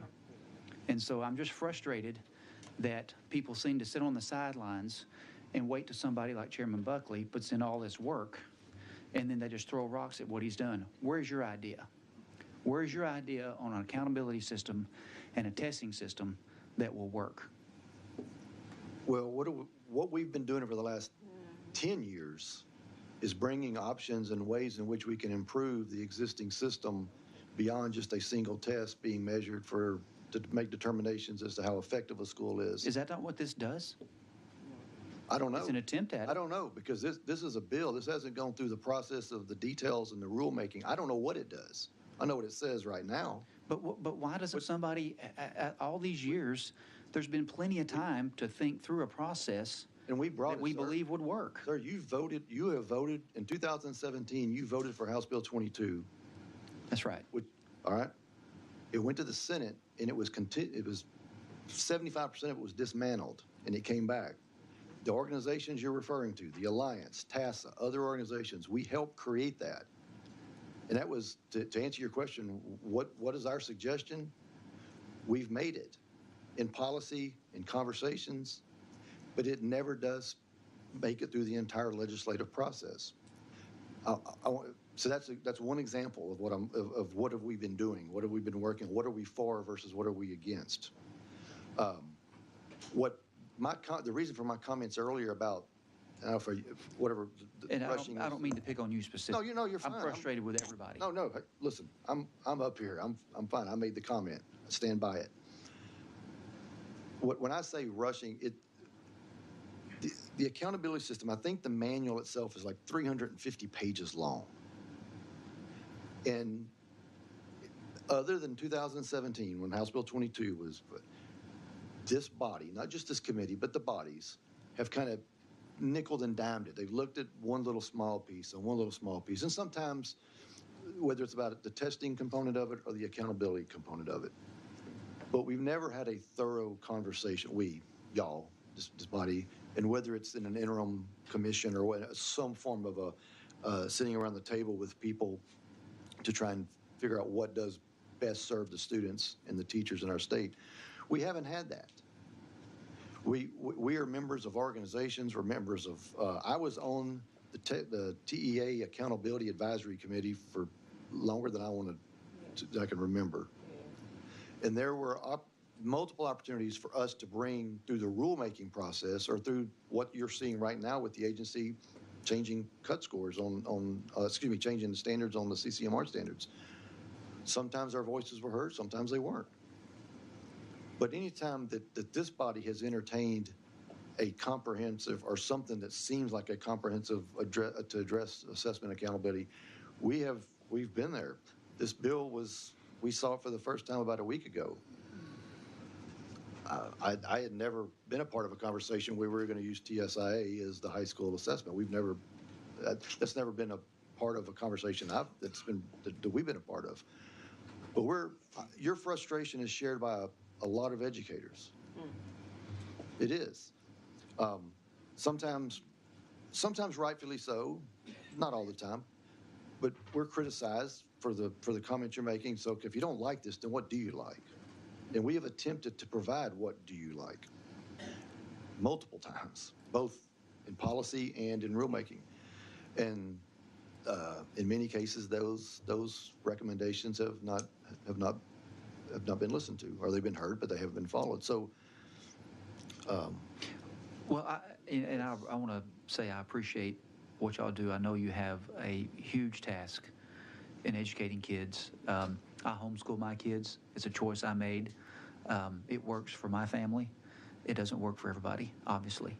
And my kids are going to grow up with the other 95% of the people in this state that were publicly educated. So I have a vested interest and a strong desire to see that all of our education options do well. And but I would like to have some conversations with you guys about accountability systems and testing and getting some things out of your way, getting the state off of your back and letting you work. What can we cut?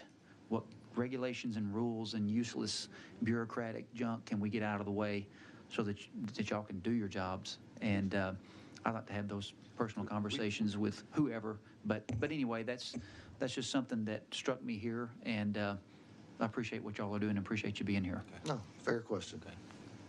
Just for the record, on a significant portion of the 3 through 8 testing change that I propose in this bill comes from House Bill 4402 that was testified for the bill by Raise Your Hand Texas, Texans Advocating for Meaningful Student Assessments, the Texas School Alliance.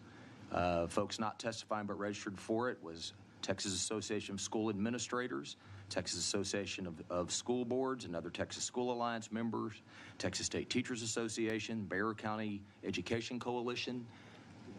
This has been vetted. That part of this bill is not a sudden sort of revealing of something that I drew up on my kitchen table on the back of a napkin. I mean, this was a thoughtful approach to moving forward of things that have not only passed and been currently piloted, but also a testing reform that has received widespread support in terms of legislation was before this body, that the body overwhelmingly passed. And so, you know, I just think that, and I know why the pushback. I know it's because of what's linked here today. But I think this is a reform bill more than anything else. It's a great conversation starter based on some things we've seen come out overnight. It's probably a conversation. But I can tell you, I think it's important that sometimes you need a kick. When I say we need, something to move us forward. And we're just one part of this equation. And there were some metaphors used earlier, and I just want to make sure, because we've had some pretty heated back and forth. And I just want to tell you one thing. Temple ISD is not on fire, and it's not sinking. And I understand the the challenges that schools have. And one question I did have, we talk a lot, this bill talks a lot about special education students.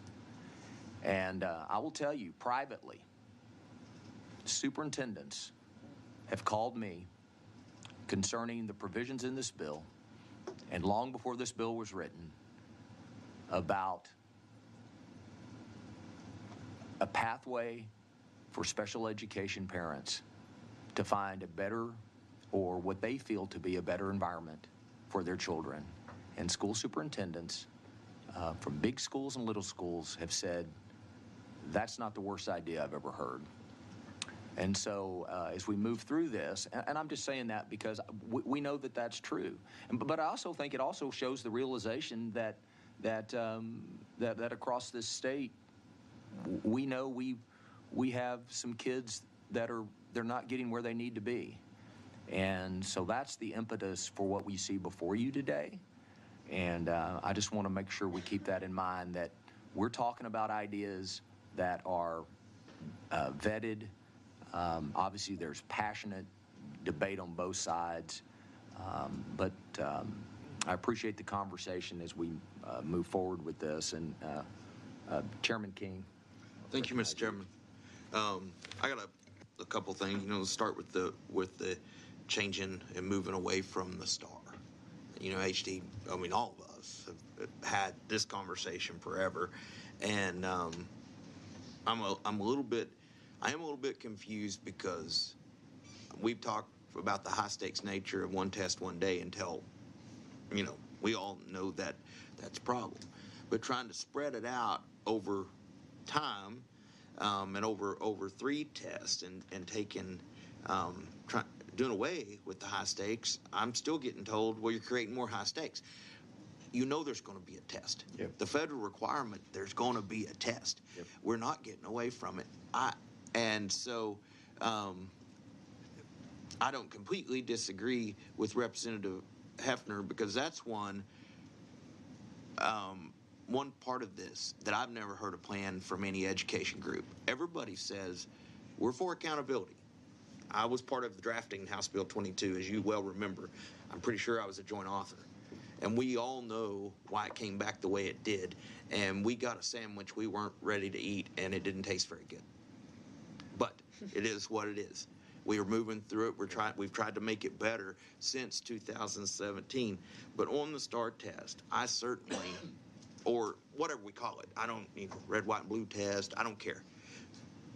there's going to be a test. I think the assessment and how we assess our kids should be non-punitive. It should be used as an assessment. That's the way it was designed. But I haven't seen any education group bring me a plan for the assessment. Now, we've talked a lot about accountability. So if you would like to respond to that. Yes, sir. Yes, sir, I would. I think I'm speaking for most educators, whether they're superintendent or teacher. And I've said this publicly, I've said it. The test itself and the need for some form of an assessment has never been debated. Well, I should say never. It's never been, I've never had a concern with it as much as I've had with how that data is used, which transfers us to beyond a testing conversation to an accountability conversation. I believe what Texas has right now in the STAR, which I'm going to lump testing and accountability together, is unfair to the system. It's unfair. We're asking a test, whether it's under what's proposed, Chairman Buckley, right now, or whether it's under current law, we're asking a STAR test and an accountability system to speak to so many audiences. We've been doing this for years, and back to your the frustrating part that I've had, Representative Hefner, has been we're not talking to our teachers with this data. In many cases, we're trying to talk to parents, but they don't understand it. We're trying to talk to realtors so they understand what's happening in their community. I mean, the test is it is being asked to do so many things. And at the end, we just kind of, as educators, we look at it and we say, well, right now it's being used punitively in many cases to put a label on us. So our concern has always, to me, has always been, can we have a more robust accountability system that maybe takes into consideration the difference between identifying a student who's doing well or struggling versus a school that's doing well or struggling? And so if we were to sit down and make some folks king and queen for the day, I think you'd see a much broader accountability system that still uses the test, still includes it. I mean, we exist to teach kids how to read, write, add, subtract, multiply, divide. I mean, that's why we're here. Mm-hmm. But how that information is used to draw judgment and values on whether Temple ISD is a good district or a great district, that's where I think the rub is. Okay, well, so my question is, all that you talked about being on the TA advisory council, yeah. So, are teachers and administrators, educators overall, involved in the process today on what's on the STAR test? There are committees. I don't know what they're all. Right, but they. I would think the commissioner includes. This isn't Mike Morass sitting in a dark room creating this. There's input around the state from educators. Is that correct? Well, I've told Commissioner he does sit in a dark room sometimes. But no, in all seriousness, no. In fairness to the agency and to him, I do believe they take input. But let me say this. On my experiences, where we bring this is a royal we, but when we bring what we feel is an improvement to the accountability system without losing the effectiveness of determining what children are doing or not doing, there's a philosophical disagreement between the educational community and himself and the agency in general. I don't disagree with that, and I appreciate your answer. I'm not going to belabor that, Mr. Chairman, but I have one more question. I'm going to skip all the rest of this because I want to talk about the SPED ESA portion of the bill before us. Benny, this is really for you because everybody knows I'm the rural school guy here. I mean, and so when I look at that, and it's something we discussed when the bill was being drafted, you know, we can talk about private schools are going to, we all know private schools by and large, cannot and will not meet special ed kids' maintenance of effort. Just don't have the resources. And if you load them up and they take a proportionate number of kids, those private schools are going to go out of business. I don't think that's disputable. I think there are exceptions where a private school, I know Chairman Buckley's got some in his district that can do that and are set up for that, but most of them are not. So in the bill, it does allow, so if you've got a really small school and you have one kid that's going to take a whole team of people to meet that child's maintenance of effort, or you can make a deal with another public school that will accept the kid that has the team in place. The ESA not only does the receiving school get to draw down from the state what the kid's worth in WADA, but the ESA also goes into follows the kid to the receiving school district. I think that part of it, compared to the possibility of just doing away with all prohibitions on just open transfer, just in and out, in and out, in and out. I'm not saying we're going down this path. I think Dr. Buckley's right. This is probably more of a conversation than an actual legislative process, given some recent comments. But to me, to protect your ability to maintain local control, I like the idea of doing something for our most severely underserved population better than any kid anywhere just transfers in and out of your district. Do you have a response to that? No, absolutely. I think it's incredibly respectable that we are having this conversation about our special education kiddos and how we serve them best. First and foremost, I would say, I don't think there is anybody better prepared to serve those kids than public educators, first and foremost, especially when we have the resources to do so. And we've got an incredible opportunity in this state at this point in time to fully fund special education and to assist and better enable us to serve those kids. I think we are equipped to do that with the proper resources.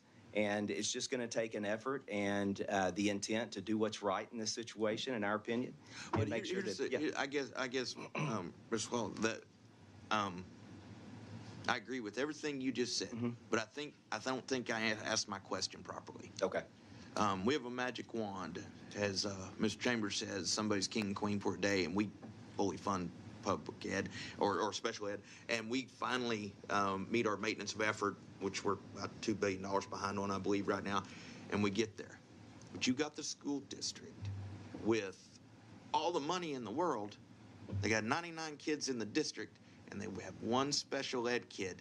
Money doesn't solve that problem because the resources aren't there. The people aren't there, the special teachers aren't there, but maybe down the road.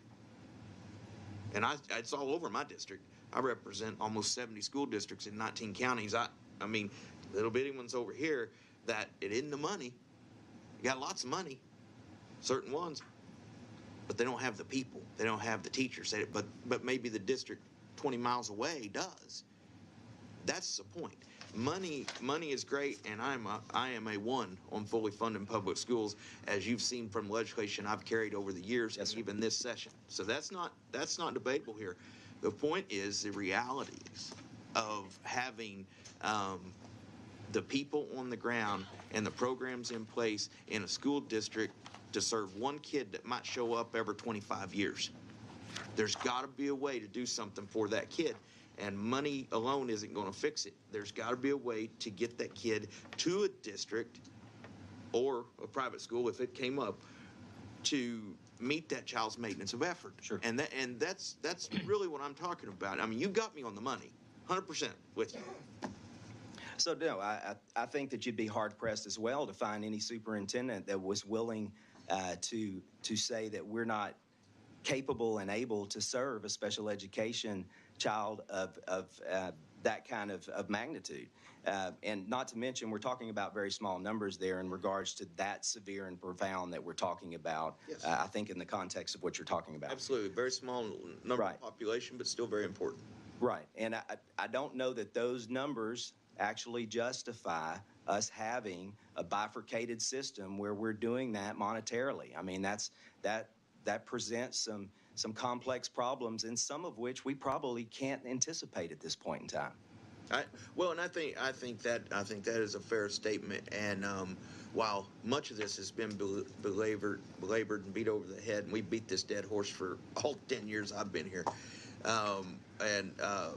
maybe the dead horse was the wrong choice of words here.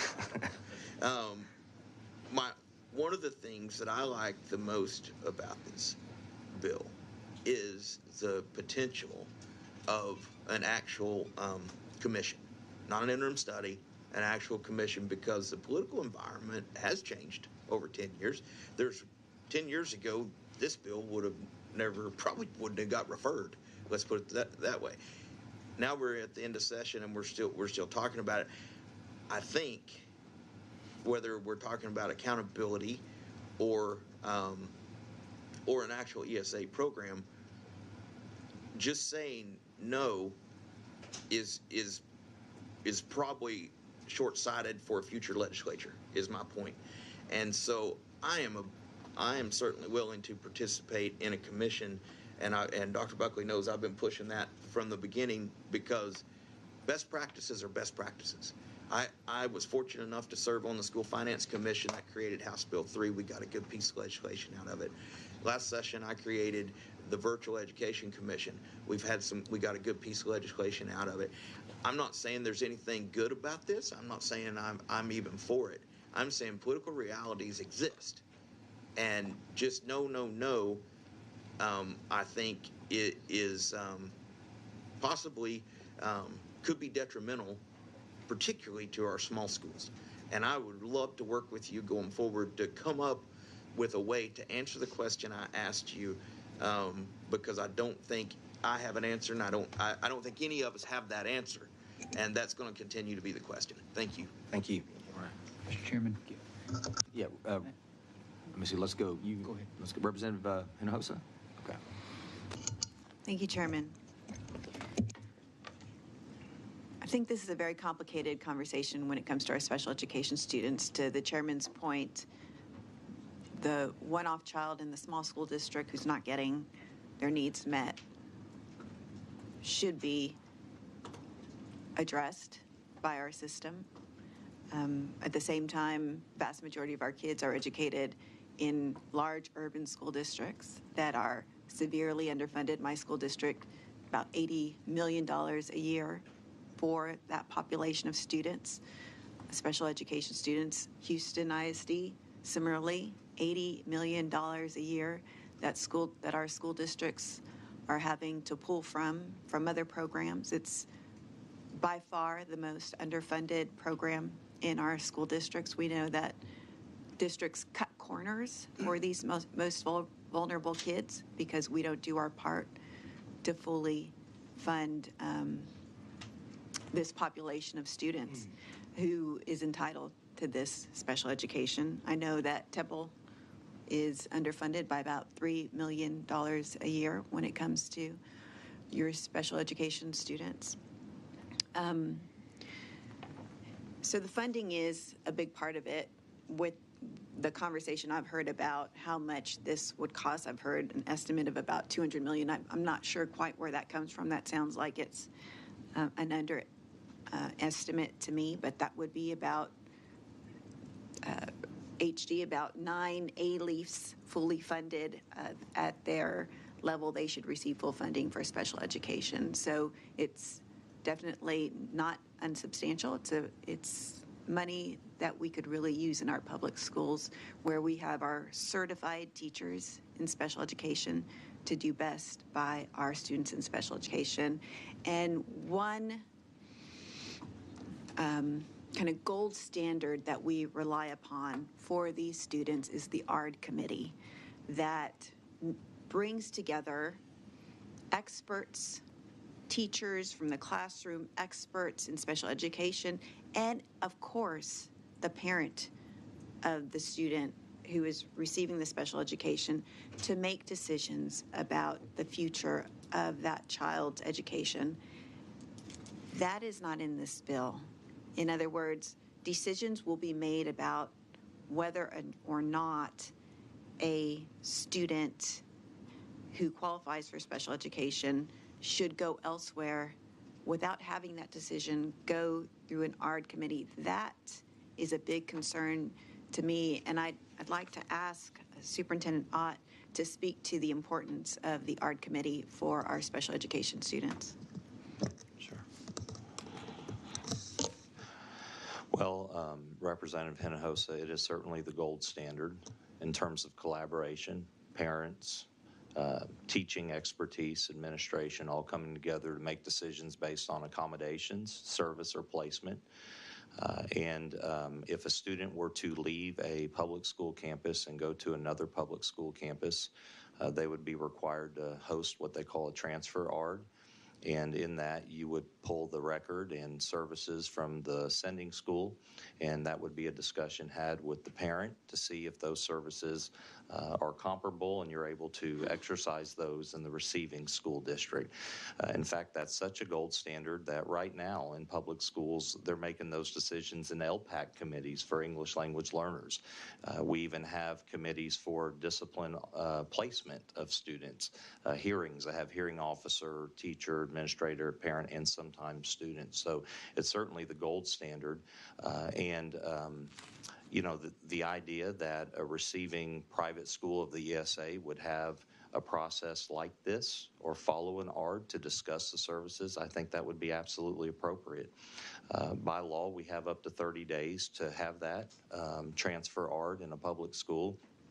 I think it would stand to reason that if we're serious about supporting the needs of special education students, we want to make sure that they receive the services that they're getting and then some, right, if they're transferring out and making that decision. So I would place a high value on that process. I think it's very important. I think that represents the idea of parent empowerment too, and having parents involved in that process. And so I think it would make perfect sense for that to be part of any receiving school, whether it's private, public, or what have you, when we're talking about services to serve special needs students. And so the child, for instance, in a small school district that's not getting their needs met, can you see it working where the future of that student's education, whether it be to go to private school, would be made with the parent at the table, but also experts and teachers together through an ARD committee? On public school turf, yes, that is a requirement. I can't speak to non-public schools, whether they have a process like that or not. It certainly wouldn't be an ARD process, but they may have a process like that. I just don't know. I would think that somewhere there should be some assurance for the parent and the student that a process like that is followed by any school receiving an ESA. I think that's very fair. Because we don't get to decide on our own as members of the House what actually becomes law, but we also have to rely on the Senate and the governor. I think it's important that the governor has said this ESA that's proposed today is not acceptable, and because it doesn't cover enough students, and he would veto it. Can you speak to how substantial of this ESA that covers the entire population of special education students in the state of Texas is, and for instance, what percentage of students in your district are in special education? 18% of our students are special education. We also have another 120 students in the referral process, and we have an 85% qualifying rate in our referral. So that number could certainly go up to 19, 20%. Okay. And finally, much has been made of the students who aren't meeting proficiency standards in our accountability system, and whether private schools might be able to better serve those students. I would ask that you describe to this committee and to the public watching and paint a picture of the type of student that struggles most with meeting proficiency standards in our accountability system. What are the characteristics of the student, the family that you see in your school district that struggle to achieve at the levels we have set? The biggest indicator, and it's not ethnicity, it's income. Having less provisions at home, less support. In Temple ISD, it's usually the student that has a lot of internal mobility inside the district, whether parents couldn't pay a bill or whatever, and then they moved somewhere within the district. Sometimes they're couch surfers that are living among relatives in different places, which is absolutely the truth. But we have a lot of single parents, and they're not at home a lot of times because they're working several jobs to do their best to support their child. And we have grandparents that are trying to support our students as well. So for us, it would be, I would just say, less provision. It's interesting when we talk about achievement data and everything else. For me, people talk about students coming in behind. In my mind, it's not a academic behind, it's an experience gap. Many of our students have experience gaps, so it's very hard for them to connect to content. And this is one of the reasons that I supported a different piece of legislation earlier with this committee, because I do feel like those types of materials do a really good job of connecting students to content. So experience gaps are the ones that students that have pronounced experience gaps, those are the ones that are the furthest behind, that we're really trying to work them into the content on grade level. So you mentioned that the students that are struggling the most, students with high mobility that don't have stable housing. Yes. Students from single-parent homes, students being raised by their grandparents, are most vulnerable students. In your experience, do you see these students availing themselves of an ESA? Do their families have, would they be taking advantage of an ESA? Do they have the information base and everything that comes with that to do so? So many of our students in the description I gave are not special education students. So first of all, they wouldn't be eligible per this committee substitute. The ones that are, I don't know if there would be a lot that would take advantage of it initially. I think the concerns I have are not about today or tomorrow. It's about the future, about several different, the marketplace breeding mom and pop kind of shops coming up, and different types of service providers that end up closing down later, or whatever it may be. And what we do find is when we have had students transfer, and we have, that they come back to us within a couple weeks.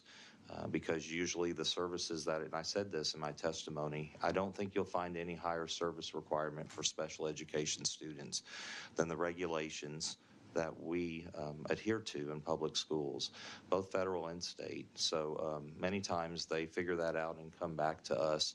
And so that causes, I think, even more issues with the student. The idea of transitioning back and forth is very difficult for families. The special ed student that I would say public schools have the most difficulty serving are those that should be in residential facilities. And that's just the honest fact. And that may be what you were talking about, Representative King. But there are students in public schools that they deserve treatment in clinical service through a residential facility. And public schools are not equipped for that. But I know a lot of non-public schools are not either. That is a very specific clinical treatment that students need. Some of our students that are special ed. Thank you. Mr. Chambers, I wanted to follow up with some questions for you. 4402 has been brought up as a bill that the House has passed, but it did not have TSIA as an alternative test to the STAR, and so this is the first time we're vetting this concept. Do you have any concerns about this test and the way we would be doing this as proposed in this bill before us today? As I understand it, let me share this. This would be my answer to your question as far as a concern. Currently, students who are successful on the current TSI exam, which is used to administer and to access dual credit community college credit bearing courses, the vast majority of the students who are successful in that exam have probably taken Algebra 2. They probably got experiences in Algebra 2. I would caution, as back to the devil in the details, I would caution through rulemaking in the creation of that exam that the state of Texas not create an exam that goes back to only rewarding that rigorous mathematics course, and it looks at other rigorous mathematic courses that it could also include statistics as an example. Algebra 2 was debated a decade ago as to whether that was the gateway to life success. And some of us were involved in that conversation. And I think when I first saw that, one of the first things that struck me was, okay, are we moving back to where the state of Texas is going to require the only rigorous mathematics pathway for a student is through the Algebra 2 calculus pathway?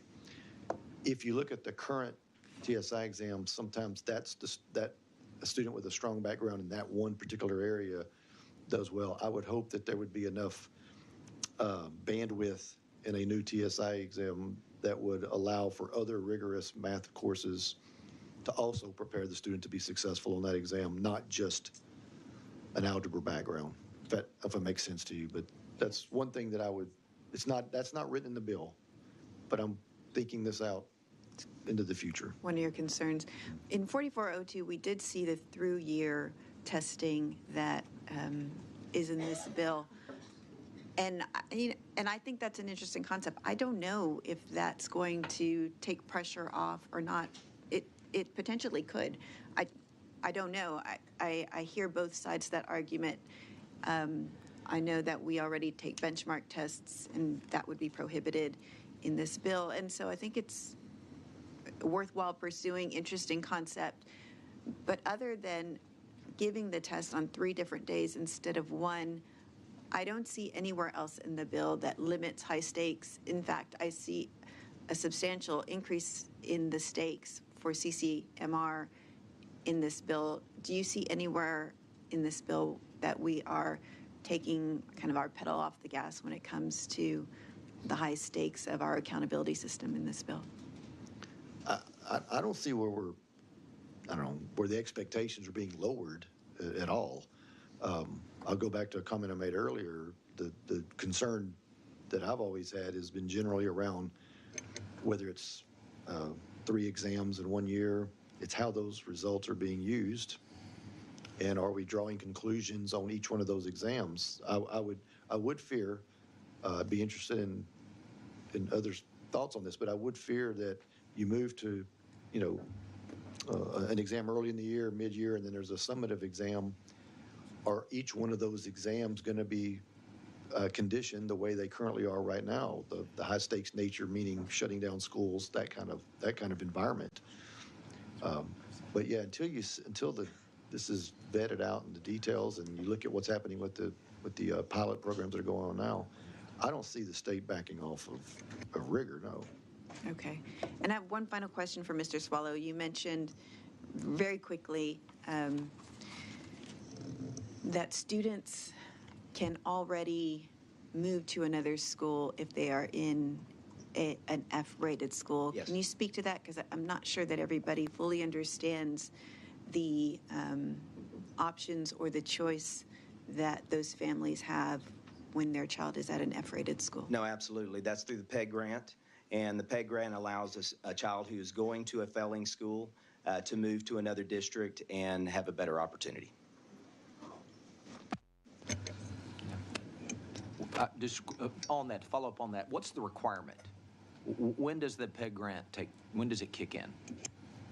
I don't know the exact cycle, and that's probably a question for someone who's a little more adept at the PEG topic than I am. I know it is a mechanism for us to allow a student who is in a predicament such as that to have an opportunity to move. But it's not necessarily after the first F. It takes several. Second. The second, is that the second? Okay, I just want to make sure for clarifications. And also, just to follow up on what Representative Hinojosa talked about, the bill also removes the graduation requirements for passage of any of the EOCs that remain, removes the graduation committees, which I'm told. I know many students go through that. It's very time consuming, creates a lot of stress and strain in our high schools to try to prep kids. And is that, would you characterize that as a means of reducing some of the high stakes? We'll also see the research where the graduation requirement doesn't really correlate to student achievement if you look at some of the data. Why don't you speak to that, HD, whoever wants to jump in? Yes, by removing the graduation requirements, that does reduce the stakes, absolutely. And it definitely takes the high stakes nature off the students. Now, using it for the accountability system obviously remains for the school district and for that campus. Absolutely. I will just comment on the individual graduation committee. And if you're not familiar with the IGC, one of the acronyms, that was put in place because this body, over a period of time, looked at data and realized there were some students who other than taking a standardized test, could demonstrate they had mastered the high school curriculum. And they would do that through, let's say I was a student who was getting ready to graduate. I'd passed all my courses. My GPA was high enough to receive a diploma from my district in the state of Texas, but I had failed the English 2 end-of-course exam. And I was a non-English speaker, and I just struggled on that exam. Well, the IGC gave those students a chance to demonstrate in other ways with the cooperation of the parent, a teacher, a counselor, someone who has expertise in bilingual education, using my example, and they gave that student additional opportunities to demonstrate, yes, I am worthy of a high school diploma. That's where it took time. Yeah, exactly. Kind of a portfolio of their work to yes, sir, sort of which evaluate. I think so. Okay, all right, I appreciate that. Representative Allison, then we'll go back to Harrison. Thank you. Let me follow up a little bit on the accountability. I've been involved in education for a long time and served 12 years on the school board, and I've always found it to be very fluid and very much a moving target. And I think that's appropriate. And I think Chairman Buckley's bill kind of speaks to that. I think we need to constantly be tweaking and improving and reviewing, and nothing fits that better than measurement and accountability. Would you agree, disagree with that? Any of you? I don't think we can get a situation where we can check it off and say, there, we fixed accountability. No. Yes. I know when I first served on the school board, to 12 years later when I left, any similarity was purely coincidental on accountability. We were constantly tweaking and constantly tweaking measurement, and I think that's appropriate, and I think we need to continue to do that. There's such a change in our culture, change in our dynamics, population-wise, social needs, everything that requires that, doesn't it? I think that process is dynamic, and it'll continue to change, and we have a responsibility to constantly strive to make it better. And I think that the conversations that we're having right now do that very thing. We're talking about how do we make that system better and provide a better assessment for our kids, a genuine assessment that tells us where they are, tells us, we've mentioned the growth measure and how important the growth measure was earlier, and I agree wholeheartedly. We want kids to be making progress regardless of where we get them. And as long as we're seeing that progress and it's at an appropriate rate, then it gives us an opportunity to know that we're doing our job and the process works, the teaching process works. And so, yes, I think that if we can put an accountability system in place that allows us to do that from a diagnostic perspective and look at each individual kid and determine if they're making progress or not and what kind of measures we need to put in place, I think ideally that's where we would like to get. But we want those authentic assessments that really give us the information we need to make good decisions as educators.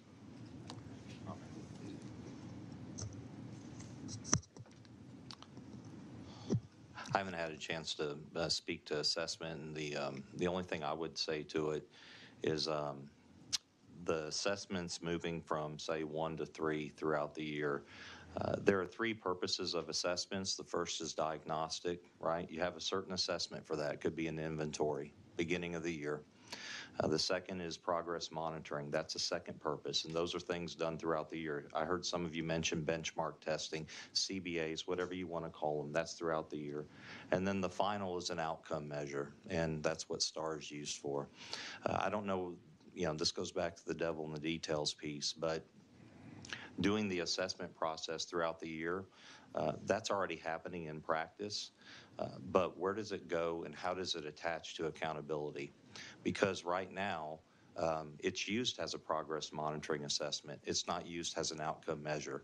So if we have tests throughout the year that are giving to help us understand where students are and how to mobilize resources and adjust instruction, if those tests that eventually lead to an outcome measure at the end of the year that should be evaluated and part of an accountability system.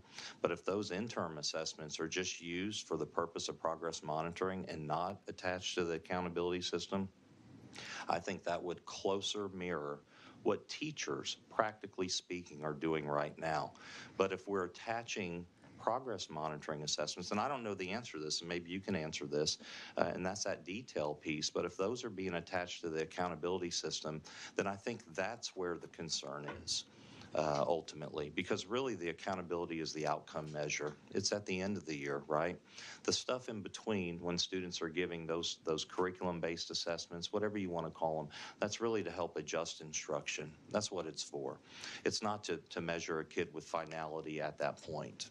So I think that's the concern, and maybe I hope I'm saying that correctly, but and I don't know how that's shaping out in the bill. So that's a question, maybe, I'm not sure.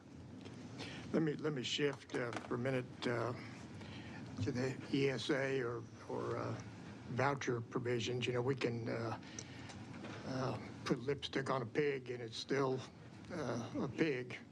And I don't want to show my bias too much, but I have trouble with that part of the bill. And you know, we talk about devil in the details. I've used that several times over the voucher ESA situation. You know, something that may sound great at the surface, you've got to dig down. And if there's ever been a place where devil's in the details, it's on this. Whether on a cost approach, an access approach, any way you want to look at it, it's troubling. You know, when it's equated to choice, talk about an evolution. I see that we have a tremendous amount of choice in our public schools, and I think we continue to enhance that and improve it. We've got magnet schools, we've got specialized schools, we've got charter schools, we've got alternative schools. I think we do a tremendous job there and can continue to do that. And I see that maybe our funding and money would be much better spent if we put more into our existing systems. And particularly, you know, when we're talking about special ed, that really hits a nerve with me. You know, to ask or require, and I really give Dr. Buckley credit for putting that in the bill, that the parents and families of any students that wants to accept an ESA or a voucher to go to a private school for special education has to acknowledge that they're waiving their state and federal protections. That troubles me greatly, where we could provide, in my view, in my experience, much better special education services within the public education system. And to Chairman King's comment, you know, I think we have a system already in place that if special education is not provided in one district, you can go to another district that's nearby. And I think that's a much better solution than going to a private school that may offer it. It may be similar, and that's where you get to the cost situation. My understanding is we have 45 private schools in the state, in the entire state, that offer special education services privately. Those, and the little bit I can tell, are extremely expensive, $28,000 to $50,000. $8,000 or $9,000, that's a huge gap to cover. And I also believe that some of the data shows that oftentimes those students return back to the public schools. So what are we accomplishing? I'm also troubled by the PEG grants. From your experience, how successful have those been? How are they utilized? We haven't had a failing school in a while, so I don't know. When I first got to the district, I'm so sorry. Speaking to the mic. Apologize, committee. When I was first in the district, we did have some failing schools. We had very, very few parents ever take advantage of that process. I mean, very few. So I don't know how effective it's been across the state. I can't answer that. But in Temple, we haven't had hardly any parents take advantage of that. They know about it. I mean, legally, we inform all the families whenever we do have a failing school of that particular campus. But we haven't had hardly any take advantage of it. Well, and that's my understanding, and I stand to be corrected because I'm certainly not very knowledgeable in this area, but my understanding is they are very underutilized, one, and two, more often than not, the student comes back after 1 or 2 years, comes back to the public school. Dr. Ott, you also mentioned, I think we're all the same mind that we don't want any child left in a failing school. We want to try to get them out of a failing school or improve that condition anyway. And you went through several different elements that you go through to address that situation. I want to suggest one more and ask you if you'd agree, and that's positive parental involvement. Oh, absolutely. I completely agree with that. Yes, absolutely. And I would say not just for a failing school, any school. Any school. Absolutely. Yeah, that's the condition of academic performance should not dictate parental involvement. That should be no matter. But you are correct. Yes, absolutely. Couldn't agree more. Great. Thank you very much. Thank you, Chairman. Yes, sir. Representative Talarico, do you have a question? We'll go back. It's just I'm sorry, go ahead, I Representative just King. wanted to follow up real quick on something Mr. Allison said, because that's always the challenge in this committee. How do you legislate good behavior, right? And the parental involvement piece. When I hear that, I was on a school board, raised 2 kids in public schools, never had an issue finding out what was in the curriculum. I got yelled at far more as a board member than I ever have here, if you can believe that. So nobody ever had trouble finding me, I can tell you that. So my question is, on this parental involvement piece, that seems to be the piece that continues to be eroded. From a PTA standpoint, are we seeing more parents joining a PTA or more parents or other parental advocacy groups for public schools? Or are you seeing a waning of that? I mean, is there less parent involvement than there was 10 years ago? I think all three of us need to answer that question. Okay. Because I'm serious, because you're going to get an answer from a representative of large urban, suburban districts, a mid-size, and a slightly larger than mid-size. Yes, in the urban, suburban communities, and I can just tell you, in A-Leaf ISD, I didn't have a single elementary school with a true PTO program, as defined by the state of Texas. And it wasn't because we didn't try to prop them up. We did everything we could. You could spend an entire session talking about parental involvement and the challenges that go along with that in urban, suburban settings. But no, that's not a testament to the parent. The parents in A-Leaf and the parents in other large urban, suburban environments, particularly those who don't speak the English language, are just intimidated. They're just, not by something we do or say, or it's just the institution of education. You walk into it, it's just an intimidating thing. Yes, we can be bureaucratic at times, absolutely, but we work. So from my perspective is it's declining in terms of participation, but it's not declining because there's not parents wanting to be a part of it. They just don't know how to be a part of it. So you've got districts that are doing things with parent centers and hiring staff who do nothing but parental outreach. Spanish speakers, multiple, bilingual speakers, so that they can reach those parents and visit with them on their own terms. One other comment on parental rights or parental, involvement. As you look at ESAs and other forms of vouchers where we're using the term parental rights, parental choice, I think you need to add a third thing there is parental responsibility. Because there are going to be situations, if this were to happen, where I